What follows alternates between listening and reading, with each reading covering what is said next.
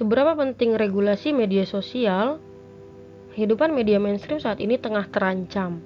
Hal ini terjadi karena akibat persaingan ketat antara media sosial dan media mainstream.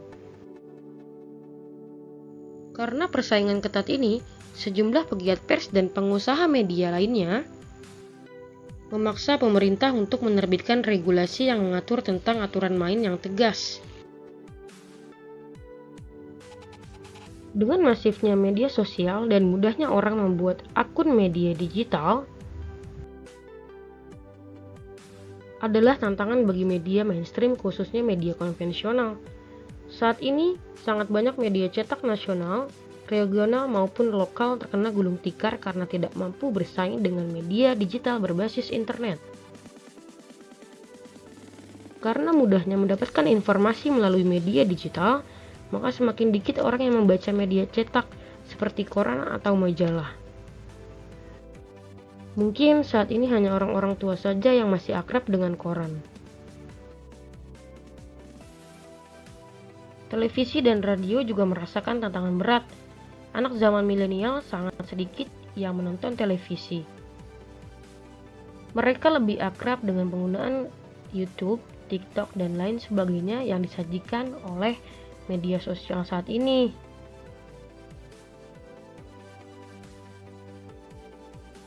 Ketua Umum Persatuan Wartawan Indonesia (PWI) Pusat atau SD-PARI meminta agar pemerintah segera mengatur secara objektif terkait win-win solution di antara kedua media tersebut. Perlunya aturan main yang transparan, adil, dan menjamin kesetaraan antara platform digital dan media konvensional.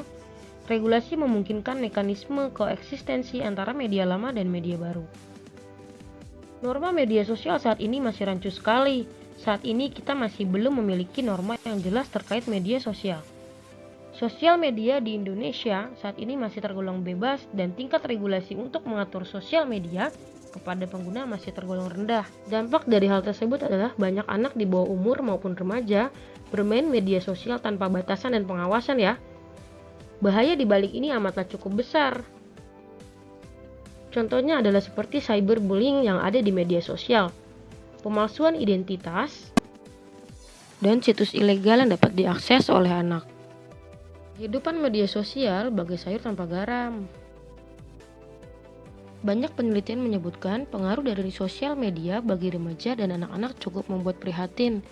Mulai dari kepercayaan diri hingga kepribadian remaja bisa dipengaruhi dari kegiatan aktivitas mereka saat bermedia sosial. Dari sini timbul pertanyaan, apakah Indonesia tidak membuat pencegahan atas ini? Jawabannya adalah Indonesia telah memiliki UU ITE yang menjadi payung hukum dalam bermedia sosial.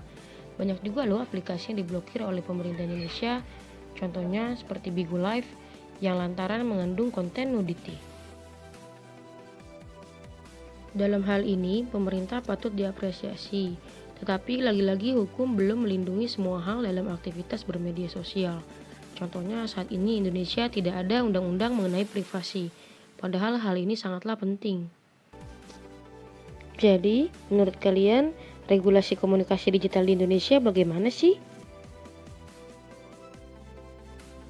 Bisa disimpulkan bahwa negara Indonesia masih memerlukan penguatan dalam hal regulasi sosial media agar pencegahan dampak buruk terhadap remaja maupun anak-anak di bawah umur dapat diminimalisir.